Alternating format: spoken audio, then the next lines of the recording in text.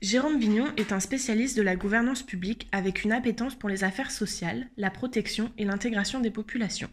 Il a occupé d'importantes fonctions au sein de l'administration française, puis auprès du secrétariat de la Commission européenne, où il a notamment réalisé un livre blanc sur la gouvernance européenne. À côté de ses fonctions officielles, et parce qu'il porte haut la nécessité d'une réflexion sur la société et le monde où nous vivons, M. Vignon s'est impliqué pour plusieurs causes, en tant que président des Semaines sociales de France, président de l'Observatoire national de la pauvreté et de l'exclusion sociale, mais aussi conseiller à l'Institut Jacques Delors, ou encore comme administrateur de fondations comme Habitat et Humanisme. Le social et l'humain ont conduit sa carrière. Aujourd'hui, il répond à nos questions en matière de construction européenne, d'Europe sociale et des migrations.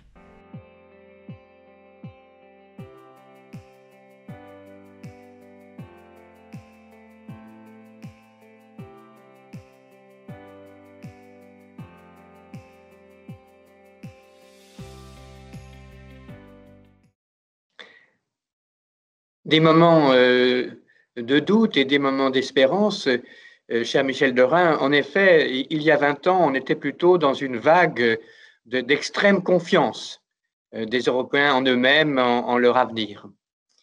C'était après la chute du mur de Berlin, et l'on pensait que le monde entier se rallierait à l'idée de démocratie, et particulièrement à celle d'une démocratie européenne, avec un grand accent mis sur les libertés et sur l'économie de marché. Pourtant, l'Europe n'était pas nécessairement très aimée, et donc j'ai préparé un livre blanc dont l'essentiel des préconisations était pour plus de transparence, plus de participation. Mais aujourd'hui, on s'aperçoit que ce type de préconisation, certes utile, ne suffit pas. Entre-temps, nous avons appris avec la crise de 2008 que le marché pouvait comporter, s'il était livré à lui-même, d'immenses inégalités. Nous avons aussi pris de plein fouet la crise de l'euro, la crise migratoire, et puis nous avons vu la naissance de démocraties, pas de pseudo-démocraties, plutôt de pays autoritaires qui entendent bien se développer indépendamment de la démocratie et qui même menacent l'Union européenne. On pense à la Turquie, à la Russie et d'une certaine manière aussi de la Chine. Donc, à l'heure d'aujourd'hui, ce n'est plus seulement le marché qui est attendu, mais une reprise en main, en quelque sorte, de l'État, et pour ce qui est de l'Union européenne, de l'État collectif qu'est l'Union européenne. On attend une direction, on attend une protection, on attend un projet, bref, on n'attend pas tout, seulement du marché et des libertés. Alors, il y a 3 bonnes nouvelles que nous devrions exploiter pour un meilleur pilotage de l'Union européenne dans ce moment d'attente d'être mieux protégée, d'être mieux gouvernée. Eh bien, c'est d'une part le succès de cet acteur collectif qu'est le Conseil européen, ce chef d'État collectif. Il a montré qu'il était capable de faire face à des crises, en l'occurrence la crise récente, la crise sanitaire. Malgré tout ce qu'on a dit, elle était plutôt bien gérée, au moins en termes de réaction économique. Il y a, très bonne nouvelle, le Parlement européen, dont on voit qu'il est capable d'être toujours en avant du point de vue des ambitions des Européens, qu'il porte haut les valeurs de l'Europe et qu'il est aussi capable de mener la contradiction par rapport à la Commission européenne et au Conseil européen. Et puis, il y a aussi, bonne nouvelle, ce Green Deal, ce pacte vert à l'horizon 2050, et qui montre que la Commission von der Leyen a d'une certaine manière renoué avec la Commission Delors en se projetant dans un grand projet qui en vaut la peine, qui mobilise les Européens, la réussite de la transition énergétique pour un développement véritablement durable et juste. Et comment exploiter ces nouveaux atouts? Donc, quelles seraient les priorités d'une meilleure gouvernance européenne qui soit plus claire, plus lisible, plus efficace? Eh bien, j'en vois 3. Il faudrait que ce chef d'État collectif, qu'est le Conseil européen, soit capable de promouvoir des coopérations renforcées pour être capable d'aller de l'avant à plusieurs et ne pas systématiquement attendre l'unanimité. Les sujets sont trop complexes, notamment en matière fiscale, en matière de défense. Il faut pouvoir agir à plusieurs pour entraîner ensuite les autres. Je pense aussi qu'il faut donner davantage de responsabilités politiques au Parlement européen. Il s'y fait de très belles choses, mais on ne le sait pas. Et le Parlement européen, les parlementaires n'ont pas l'occasion de revenir devant les citoyens pour s'expliquer de ce qu'ils ont fait, mais aussi de ce qu'ils n'ont pas pu faire. La responsabilité politique du Parlement européen, c'est une étape supplémentaire, une étape nouvelle que nous devrions franchir. Enfin, je pense qu'il serait important vis-à-vis des pays d'Europe centrale et orientale, je pense à la Hongrie, à la Pologne, qui sont en délicatesse, on doit le dire, sur des valeurs fondamentales de l'Union européenne, les valeurs de l'état de droit, de la démocratie, de la liberté de la presse, de l'indépendance des juges. Je pense qu'il faut que nous trouvions une nouvelle manière de parler entre nous de ces problèmes qui nous fâchent. On devrait trouver, je trouve, de nouvelles façons, en associant les parlementaires de ces pays, les parlementaires européens, de discuter à fond de ces divergences de fond. Et si vraiment on ne parvenait pas à les surmonter, alors faire intervenir les règles du droit, les règles de la Cour constitutionnelle de justice. Mais nous ne pouvons pas rester entre nous en ayant de si lourds différends entre les Européens d'aujourd'hui sur des questions fondamentales qui ressortent des valeurs auxquelles justement l'appel de Schuman nous conviait, celle de la liberté, celle de la justice.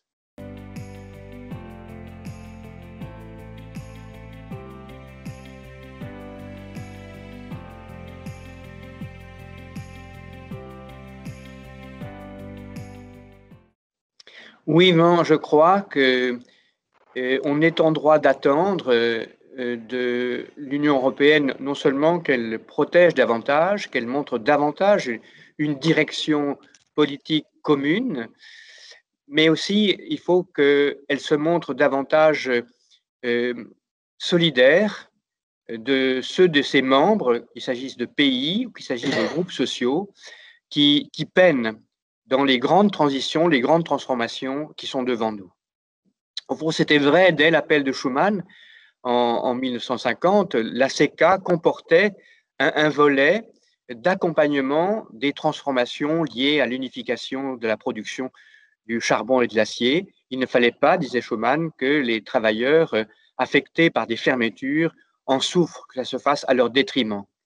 Bien, c'est cet esprit de justice et de solidarité à l'égard de ceux qui souffrent des transformations pourtant bénéfiques à tous qui devrait être montré davantage par l'Europe d'aujourd'hui. Je pense à trois choses. Je pense à la grande transition, à la fois numérique, énergétique, environnementale, qui va sur le plan de l'emploi, bouleverser les qualifications et supprimer sans doute beaucoup d'emplois existants dans certaines branches pour en créer d'autres avec d'autres qualifications. Là, vraiment, les salariés, les entrepreneurs ont besoin d'être accompagnés, d'être aidés. Et je souhaiterais que le fonds social, le fonds structurel, dans une ampleur plus grande que ce qu'ils font aujourd'hui, puissent, ensemble avec les ressources des États membres, dans le cadre de ce qu'on appelle les programmes nationaux de relance ou les programmes nationaux de réforme, rendre visible un soutien direct à la transition pour faciliter les opportunités d'emploi, les reconversions, la formation professionnelle de tous ceux qui vont être touchés par la nécessité de cette transition. Je pense aussi que le droit européen doit intervenir de manière plus efficace pour protéger des excès qui peuvent venir de la dérégulation ou de l'inégalité des niveaux de protection sociale entre nos pays. Donc, ce qu'on appelle le socle européen des droits sociaux, qui a été lancé par Juncker, devrait s'incarner davantage. Je pense à une notion de salaire minimum européen. Je pense à l'extension de la solidarité en matière d'assurance chômage, qui a commencé d'être ouverte par la Commission européenne. Je pense à la notion de durée de travail minimale pour éviter les contrats les plus précaires. Je pense aussi à l'encouragement qui pourrait être aussi fait par l'Europe à du travail à temps partiel choisi dans la mesure où il créerait d'autres emplois pour des personnes qui ne seraient pas occupées. Enfin, nous savons que cette transition énergétique et aussi pour l'agriculture va s'accompagner d'une augmentation des prix de certaines denrées, des prix de l'énergie, mais aussi des prix de l'alimentation, si on veut que cette alimentation soit davantage biologique.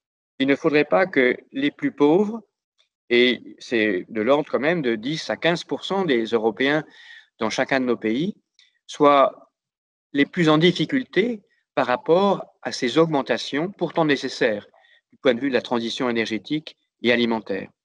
Donc j'aimerais que les fonds européens qui sont destinés à augmenter les ressources nationales pour aider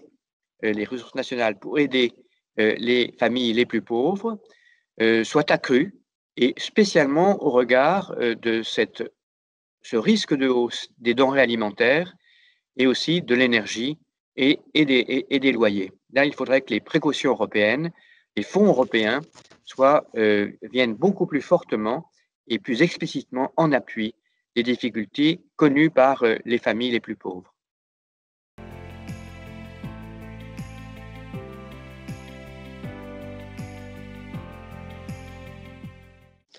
Oui, cette question des flux migratoires, des relations humaines en fait, entre l'Union européenne et les pays qui l'entourent, notamment les pays du Sud, notamment les pays africains, mais aussi l'Amérique latine, mais aussi en partie l'Asie. Et c'est une question essentielle pour l'avenir des valeurs de l'Europe et pour la fidélité même au projet auquel Robert Schuman l'avait invité. Il avait invité dans son appel de 9 mai 50 les Européens à se rendre capables de contribuer à la paix mondiale et d'être capables aussi d'entrer dans une perspective généreuse de développement. Depuis une vingtaine d'années, depuis qu'il existe une compétence européenne en matière de migration et d'asile, l'Union européenne n'est pas restée inactive. Elle a énormément légiféré pour créer notamment un espace commun de l'asile, pour également ouvrir des voies légales à l'immigration. Mais on voit bien, à travers le maintien d'une importante immigration irrégulière, à travers aussi la situation tragique de ceux qui veulent gagner de manière irrégulière l'Europe, mais se noient en Méditerranée, à nos portes. On voit dans les camps, que ce soit dans les îles grecques, mais ça peut être vrai aussi chez nous à Calais, que nous sommes très loin d'avoir apporté une réponse à la fois efficace et humaine à la question des migrations, et en particulier à celle de ceux qui, soit parce qu'ils sont persécutés, veulent au nom de l'asile nous rejoindre, soit parce qu'ils vivent des vies misérables, veulent au nom d'une vie meilleure également nous rejoindre. Tout n'est pas possible, mais en tout cas, le diagnostic est clair. Pour l'instant, ce que fait l'Europe n'est pas suffisant. Et ceci pour deux raisons. D'une part, le principe de solidarité en matière d'asile vis-à-vis des pays de première entrée, l'Italie, la Grèce, l'Espagne notamment, n'est pas vraiment appliqué. Ils sont laissés principalement à leur sort et du coup, ils ne prennent pas les mesures qui permettraient de mieux réguler le flux à leur entrée. L'autre raison, c'est que nous vivons encore sur la fiction que les politiques légales d'immigration, les politiques d'immigration légale de travail, sont du ressort de chaque État membre, alors qu'en réalité, il existe un marché européen du travail. Donc, nous sommes interdépendants. De fait, alors que, d'après la loi, d'après les règles, chaque État membre conserve la maîtrise totale de sa migration légale et par conséquent, l'Union européenne n'est pas un interlocuteur crédible pour les candidats à l'émigration vers l'Europe. D'un point de vue rationnel, ces deux difficultés peuvent aisément trouver une réponse. L'Institut Jacques Delors avait fait des propositions pour accroître la confiance entre pays de premier accueil pour l'asile et les pays centraux, pour également harmoniser et coordonner nos politiques légales de migration, de manière à ce que nous soyons un peu comme le Canada, un pays qui fait une offre à partir de laquelle il faut remplir les conditions pour pouvoir être admis à rentrer légalement dans notre territoire de l'Union européenne. Mais ces propositions sont sur la table, elles sont toujours valides, elles ne sont loin d'être appliquées et on en arrive au problème le plus délicat. Il ne suffit pas d'avoir des propositions raisonnables, Il faut vaincre la déraison. Il faut vraiment parler à la défiance, à la peur, à l'anxiété qui fait considérer par beaucoup d'Européens que toute forme d'étrangeté et toute entrée d'étrangers dans notre territoire peut être un sujet de menace. La confusion entre terrorisme et immigration, voire entre terroristes et personnes recevant l'asile, elle est mortifère, elle est inexacte et surtout, elle nous prive de cette raison humaniste qui fonde véritablement l'Union européenne et sur laquelle l'appel de Schuman était basé. Donc il y a 2 travaux à faire. Proposer des solutions raisonnables pour l'organisation des migrations et l'accueil de l'asile. Ça, c'est toujours possible, il faut le faire et j'essaie d'y contribuer.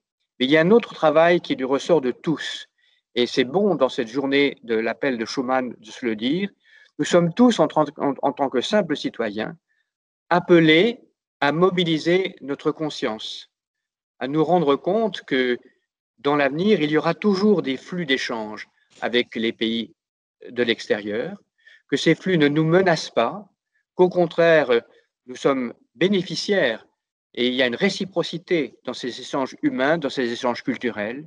La nature même de l'Europe est d'être fondée sur la rencontre des cultures et le respect mutuel de nos identités. Eh bien, cet esprit européen, il faut que nous, comme simples citoyens, nous le portions et que nous soyons capables, par nos sentiments, nos réactions, nos attitudes, de réagir à une forme de défaitisme, à une forme de renoncement à l'idée même que nous avons besoin de cette diversité, il faut l'organiser, ce ne va pas contre l'identité de nos nations, et ensemble, en tant qu'Européens, nous pourrons assumer cet idéal.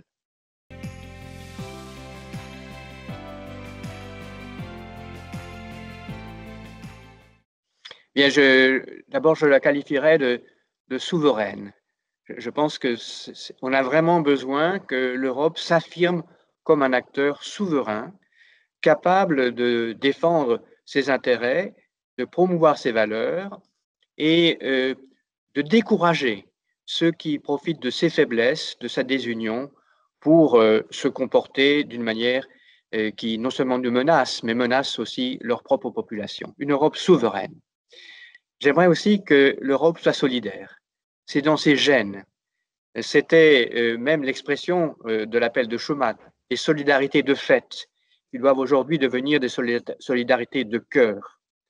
Qu'un seul pays souffre, les autres doivent se porter à son secours. Voilà quelque chose que j'attends de l'Europe, cette solidarité entre les peuples, entre les personnes, manifestée par l'union.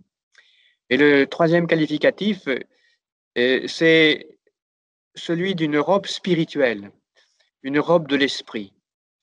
Je ne parle pas d'une Europe religieuse. Il y a longtemps que les religions sont en Europe désormais minoritaires.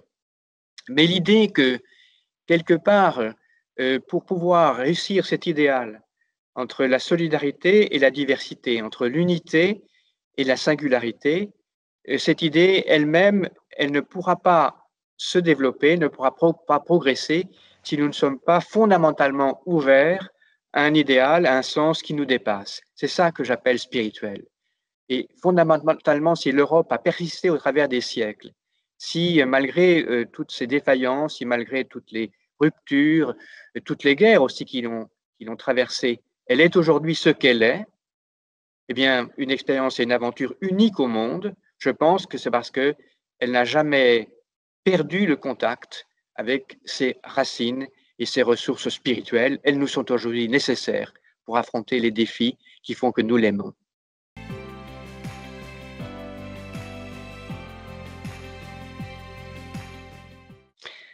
Bien, je choisirais Berlin parce que je connais un peu cette ville, j'y ai fait plusieurs voyages et que c'est une ville qui se trouve vraiment au centre de l'Europe. Je me souviens des ouvrages de Stefan Zweig, la Mitteleuropa.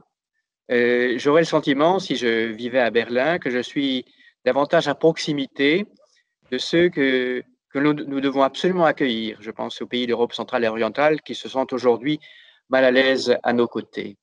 Donc c'est une très belle ville avec des espaces verts, avec tout un patrimoine français aussi qui vient du moment où les protestants français, les Huguenots, ont dû s'expatrier. Et voilà, c'est une ville que j'aime et où j'aimerais vivre davantage.